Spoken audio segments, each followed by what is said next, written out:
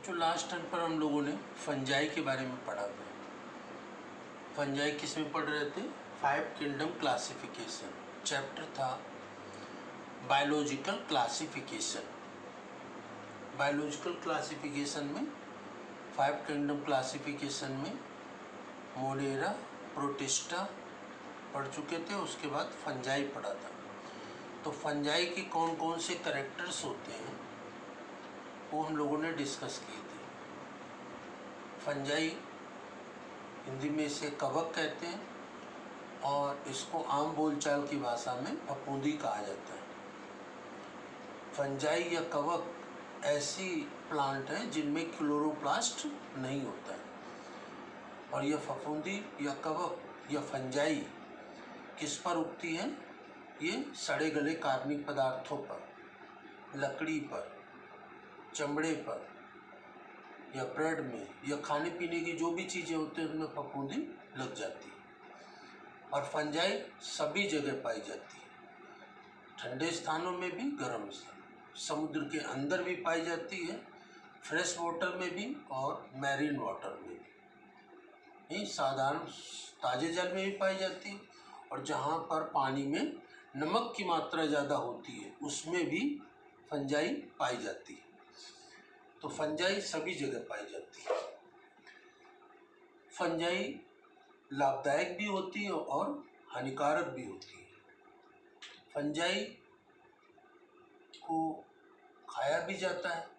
Fungi से अनेक रोग भी होते हैं, बहुत सी बीमारियां भी फंजाई से होती हैं और फंजाई को खाते भी हैं। इसकी अलग अलग जातियां हैं, उनका अलग अलग उपयोग है और फंजाई से एंटीबायोटिक दवाइयाँ भी बनाई जाती हैं जो कि हर रोग में, और अब तो एंटीबायोटिक दवाइयाँ बैक्टीरिया और फंजाई दोनों से बनाई जाती है। लेकिन सबसे पहली एंटीबायोटिक दवाई जो बनाई गई वो दवाई किससे बनाई गई? फंजाई से। कौन सी फंजाई से बनाई गई? पेनिसिलियम नोटेटम से। और इस एंटीबायोटिक दवाई का नाम भी क्या है? पेनिसिलिन। उसी के नाम से इस एंटीबायोटिक दवाई का नाम रखा गया पेनिसिलिन। ठीक है ना। तो फंजाई के कैरेक्टर्स पढ़ चुके थे और फंजाई में रिप्रोडक्शन 3 प्रकार का होता है, वेजिटेटिव रिप्रोडक्शन, एसेक्सुअल रिप्रोडक्शन और सेक्सुअल रिप्रोडक्शन। 3 प्रकार का रिप्रोडक्शन होता है और ये तीनों प्रकार के रिप्रोडक्शन में वेजिटेटिव रिप्रोडक्शन और एसेक्सुअल रिप्रोडक्शन मोस्टली सभी में होता है और सेक्सुअल रिप्रोडक्शन कुछ फंजाई में होता है, कुछ में नहीं होता है। जो इनके सेक्स ऑर्गन्स होते हैं किसी में विकसित होते हैं और किसी में विकसित नहीं होते। फंजाई में फर्टिलाइजेशन के बाद, निषेचन क्रिया के बाद जाइगोट बनता है, लेकिन जाइगोट बनने के बाद एम्ब्रियो नहीं बनता है। एम्ब्रियो एल्गी में, फंजाई में नहीं बनता है, शैवाल और कवक में नहीं बनता है।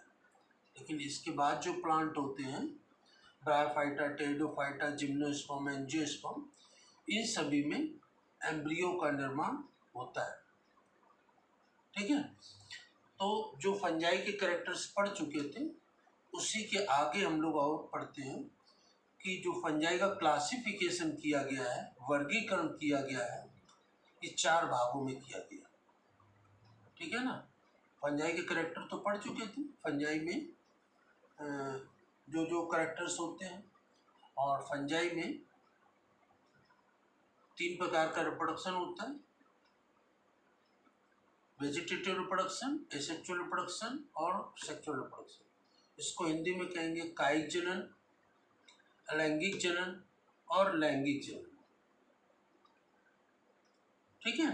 तो ये चैप्टर का नाम है बायोलॉजिकल क्लासिफिकेशन और इसमें 5 किंगडम क्लासिफिकेशन में पढ़ रहे फंजाई या कवक या फफूंदी भी कह सकते हैं। अब इसमें जो रिप्रोडक्शन होता है, सेक्सुअल रिप्रोडक्शन, लैंगिक जनन। लैंगिक जनन में क्या होता है? लैंगिक जनन की प्रक्रिया में जब 2 सेल्स आपस में मिलती है, 2 गैमीट्स मिलते हैं, इनमें तीन प्रकार का रिप्रोडक्शन होता है, सेक्सुअल रिप्रोडक्शन, आइसोगेमस, एनाइसोगेमस और ऊगेमस। तीन प्रकार का सेक्सुअल रिप्रोडक्शन होता है, आइसोगेमस, एनाइसोगेमस और ऊगेमस। आइसोगेमस में क्या होता है, मेल और फीमेल गेमिट एक जैसे होते हैं, मेल और फीमेल गेमिट एक जैसे होते हैं, समान होते हैं। और एनाइसोगेमस में मेल गेमिट तो छोटा होता है, मोटाइल होता है, और जो फीमेल गेमिट होता है बड़ा होता है, वो भी मोटाइल होता है, मतलब गति करता है। और ऊगेमस जो होता है उसमें जो मेल गेमिट होता है छोटा होता है, गति भी करता है, और जो फीमेल गेमिट होता है वो गति नहीं करता और आकार में बड़ा होता है। तो इसमें सेक्सुअल रिप्रोडक्शन भी तीन प्रकार का होता है, आइसोगेमस जिसमें कि मेल और फीमेल गेमिट दोनों समान होते हैं, समान रूप से गति करते हैं, आकार भी समान होता है। एनाइसोगेमस में क्या होता है कि मेल गेमिट और फीमेल गेमिट दोनों गति तो करते हैं, लेकिन फीमेल गेमिट आकार में बड़ा होता है। और ऊगेमस टाइप में सेक्सुअल रिप्रोडक्शन में मेल गेमिट छोटा होता है, गति करता है, और फीमेल गेमिट आकार में बड़ा होता है और गति नहीं करता। तो इस प्रकार से सेक्सुअल रिप्रोडक्शन तीन प्रकार का होता है, आइसोगेमस, एनाइसोगेमस और ऊगेमस। अब इसमें जो रिप्रोडक्शन मैंने बताया, अब रिप्रोडक्शन जो होता है सेक्सुअल रिप्रोडक्शन तीन प्रकार का, आइसो, एनाइसो एंड ऊगेमस।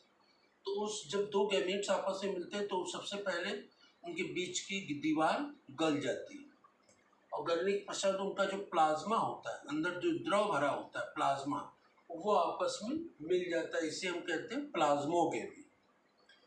प्लाज्मा जब मिलता है, प्लाज्मा मिलने के बाद क्या होता है, उनके केंद्रक आपस में मिल जाते हैं, तो इस प्रोसेस को कहते हैं कैरियोगेमी। ठीक है, तो दो गैमेट्स जब आपस में मिलते हैं, उनके बीच की दीवार गल जाती है, तो प्लाज्मा आपस में मिल जाता है, उसे प्लाज्मोगेमी कहते हैं। फिर केंद्रक मिलता है तो इसे कैरियोगेमी कहते हैं। और कैरियोगेमी के पश्चात क्या होता है, जाइगोट बन जाता है ना। लेकिन इसमें जाइगोट बनने के बाद एम्ब्रियो नहीं बनता है। और जाइगोट में क्या होता है, मियोसिस या रिडक्शन डिवीजन होता है, अर्धसूत्री कोशिका विभाजन होता है। और इसके फलस्वरूप क्या होता है, हैप्लॉइड स्पोर्स बनते हैं, और जो हैप्लॉइड या अगुणित स्पोर्स जो बनते हैं उससे नए पौधों का जन्म होता है। हैप्लॉइड जो स्पोर्स बनते हैं, ठीक है ना, हैप्लॉइड मतलब अगुणित, इनमें मतलब एक सेट क्रोमोसोम का होता है। कोई जाइगोट में दो सेट होता है, तो दो गैमेट मिलते हैं तो इनमें दो सेट हो जाते हैं। अब फंजाई को चार भागों में बांटा गया है, फाइकोमाइसिटीज, एस्कोमाइसिटीज, बेसिडियोमाइसिटीज, ड्यूटेरियोमाइसिटीज। ये फंजाई के चार भाग हैं, फाइकोमाइसिटीज, एस्कोमाइसिटीज, बेसिडियोमाइसिटीज और ड्यूटेरियोमाइसिटीज। अब फाइकोमाइसिटीज का एग्जाम्पल क्या है, म्यूकर और राइजोपस। ये फंजाई के नाम है, म्यूकर और राइजोपस। तो म्यूकर कैसा होता है, म्यूकर जो होता है, म्यूकर की क्या विशेषता होती है, म्यूकर राइजोपस जो इसको कहते हैं ब्रेड फंजाई। जैसे जो खाने वाली ब्रेड आती है उसमें पानी छिड़क करके किसी डिब्बे में बंद करके रख देंगे तो 3-4 दिन के बाद सफ़ेद सफ़ेद रेसे दिखते हैं, तो वो राइजोपस है। तो ये राइजोपस ब्रेड फंजाई कहलाती है, क्योंकि ये ब्रेड में होती है, ब्रेड में होती है, तो इसी की वजह से ब्रेड खराब हो जाती है। तो म्यूकर और राइजोपस ये फंजाई है के नाम है। अब ये जो कवक होता है, फंजाई होती है, इसमें जो इसके रेसे होते हैं उनको हाइफी कहते हैं या कवक तंतु कहते हैं, और इनका जो जाल होता है उसे कवक जाल कहते हैं या माइसीलियम कहते हैं। तो इसको कवक जाल या माइसीलियम जो होता है वो असेप्टेड होता है, मतलब बीच में दीवारें नहीं होती हैं, है ना। असेप्टेड का मतलब ये जो फंजाई है इसमें बीच में दीवार नहीं होती है, ऐसे प्लेन रहती है। और इसमें सिनोसिटिक बहुत से इसके अंदर केंद्रक होते हैं, बहुत से केंद्रक होते हैं और इस तो इसे सिनोसिटिक कहते हैं। सब सिनोसिटिक का मतलब बहुकेंद्रकी, केंद्रक बहुत से होते हैं और इनमें जो रिप्रोडक्शन होता है वो एनाइसोगेमस होता है, उगेमस होता है, ठीक है ना। आइसोगेमस टाइप का सेक्सुअल रिप्रोडक्शन नहीं होता है, ठीक है ना। एनाइसो और उगेमस टाइप का होता है। तो ये फाइकोमाइसिटी। एस्को दूसरा है एस्कोमाइसिटीज। अब एस्कोमाइसिटीज में क्या होता है, इसको हम सैक फंजाई भी कहते हैं, एस्कोमाइसिटीज को, ठीक है ना। और ये कैसे होते हैं, मल्टी सेलुलर होते हैं, बहुकोशिकीय होते हैं, मल्टी सेलुलर या बहुकोशिकीय होते हैं। इसका एग्जाम्पल है एस्परजीलस। एग्जाम्पल क्या है, एस्परजीलस और पेंसिलियम और ईस्ट। वैसे ये मल्टी सेलुलर होते हैं लेकिन ये पेंसिलियम और ईस्ट एक कोशिकीय भी है, लेकिन मोस्टली अधिकांश बहुकोशिकीय होते हैं।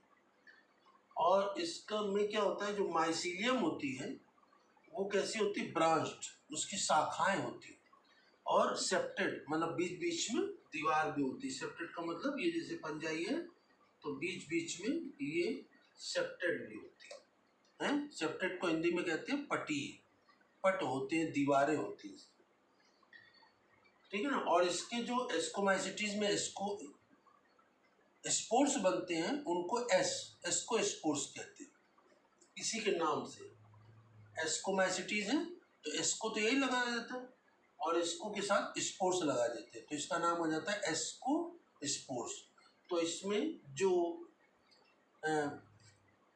स्पोर्स बनते हैं उनको एस्को स्पोर्स कहते हैं और जिसमें बनते हैं उसको एस्कस कहते हैं, इसी के नाम से, ठीक है ना।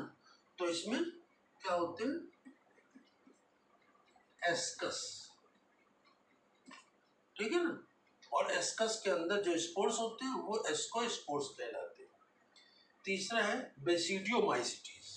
बेसिडियोमाइसिटीज में जो फंजाई आती हैं वो मोस्टली उसको क्या कहते हैं, मशरूम, ठीक है ना, या ब्रैकेट या पफ बॉल, इस आकार की होती है। मशरूम जैसे छाते के आकार का होता है ना, या ब्रैकेट लाइक होता है या पफ बॉल की तरह होता है।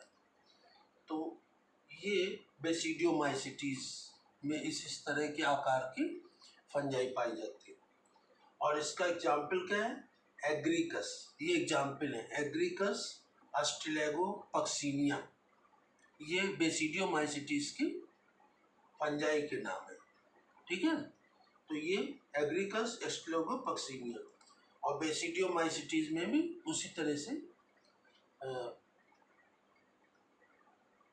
एसेक्सुअल रिप्रोडक्शन और वेजिटेटिव रिप्रोडक्शन। वेजिटेटिव रिप्रोडक्शन को क्या कहते हैं, कायिक जनन, एसेक्सुअल रिप्रोडक्शन को अलैंगिक जनन। तो इसमें अलैंगिक जनन और कायिक जनन दो प्रकार का जनन होता है बेसिडियोमाइसिटी। इसके बाद चौथा है डिट्यूरियोमाइसिटीज। डिट्यूरियोमाइसिटीज कैसे, चौथा पार्ट है, इसमें इम्परफेक्ट फंजाई होती है। इम्परफेक्ट फंजाई का मतलब इसमें फंजाई के या कवक के सभी लक्षण विकसित नहीं होते, ठीक है ना। इम्परफेक्ट फंजाई का मतलब कवक के सारे लक्षण विकसित नहीं होते, सभी लक्षण, ठीक है ना। और इसमें एसेक्सुअल रिप्रोडक्शन होता है, उसमें कोनिडिया बनती है, मतलब जो स्पोर्स बनते हैं उनको हम कोनिडियो स्पोर्स या कोनिडिया कहते हैं, एसेक्सुअल रिप्रोडक्शन में। इसका जो माइसीलियम होता है, कवक जाल होता है, वो सेप्टेड होता है, मतलब उसमें बीच बीच में इस तरह से सेप्टेड होता है। और ब्रांच मतलब शाखाएं भी होती है। और इसका एग्जाम्पल है अल्टरनेरिया और ट्राइकोडर्मा। तो फंजाई को 4 भागों में बांटा गया है, फाइकोमाइसिटीज, एस्कोमाइसिटीज, बेसिडियोमाइसिटीज और ड्यूटेरियोमाइसिटीज, ठीक है ना। और उनके मुख्य मुख्य कौन कौन से लक्षण होते हैं वो भी मैंने साथ में डिस्कस किए और उसके एग्जाम्पल्स क्या होते हैं। तो आपको ध्यान रखना है, फंजाई में जो कैरेक्टर्स हम लोग पढ़ चुके थे वो कैरेक्टर्स याद रखने, और उसी के साथ साथ फंजाई के जो भाग होते हैं 4 भाग, और इन चारों भागों की विशेषताएं क्या होती हैं और इनके एग्जाम्पल्स क्या होते हैं, उदाहरण क्या होते हैं, वो भी आपको इसमें याद रखना है, ठीक है। तो ये फंजाई समाप्त हो। नेक्स्ट टर्न पर हम लोग नेक्स्ट टॉपिक को डिस्कस करेंगे। तो हम लोग डिस्कस कर चुके हैं मोनेरा, प्रोटिस्टा और फंजाई। अब चौथा और पांचवा दो डिस्कस करेंगे। कौन कौन से? प्लेंटी और एनिमेलिया, इनके कैरेक्टर्स को डिस्कस करेंगे। Thank you.